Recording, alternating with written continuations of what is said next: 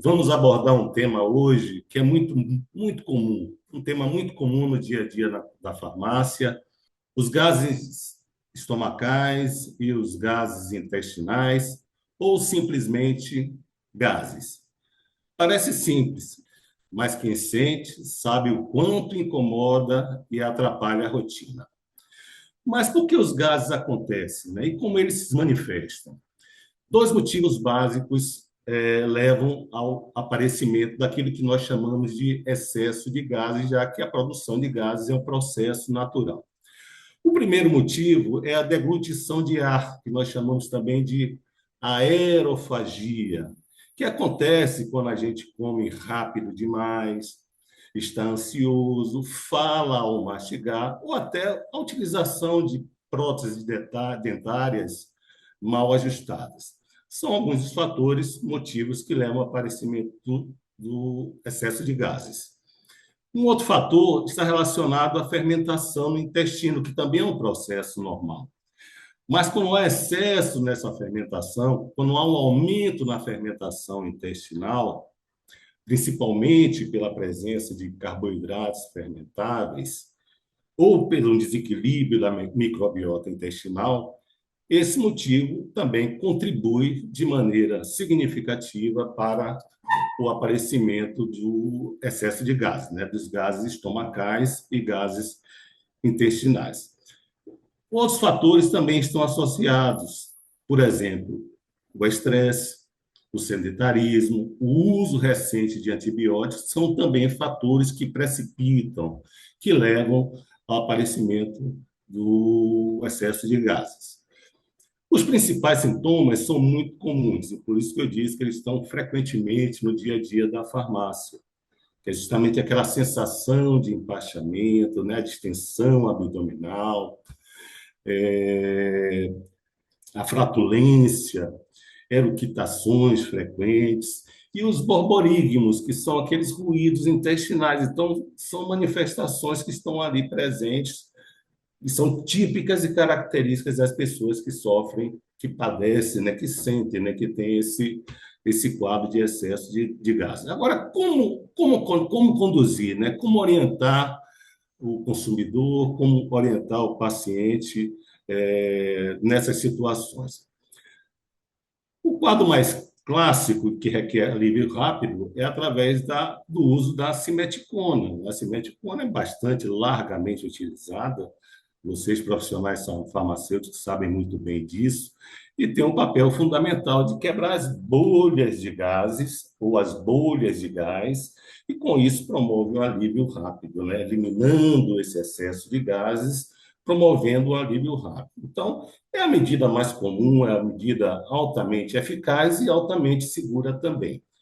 Mas, quando esse quadro é frequente, a gente tem que aí olhar também para o aspecto, né, lançar um olhar para a questão intestinal, né, olhar para a microbiota. Então, tem também a questão, muitas vezes, de uma microbiota desequilibrada, e esse desequilíbrio da microbiota, que tem atividade multissistêmica, vai comprometer a absorção do nutriente e também vai interferir ali no processo que leva à fermentação dos carboidratos, dos alimentos fermentados. Então, a gente tem duas abordagens para alívio rápido, a simeticona.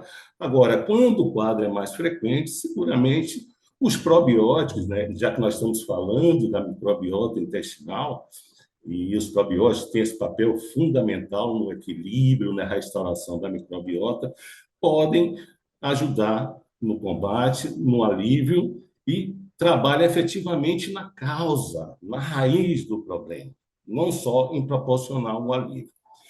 Uma outra manifestação, isso é um pouco mais raro, mas é uma outra alternativa também farmacológica, terapêutica, está relacionada com aquela sensação de estômago parado, quando você tem a impressão, né, a nítida impressão de que a digestão não avança, né, não está devidamente funcionando.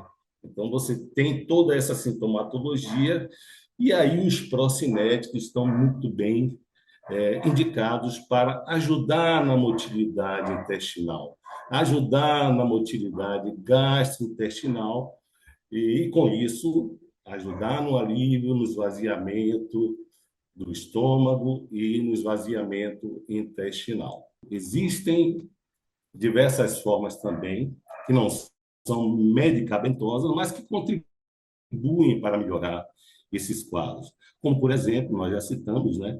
Comer devagar, evitar bebidas gaseificadas, como refrigerantes, por exemplo.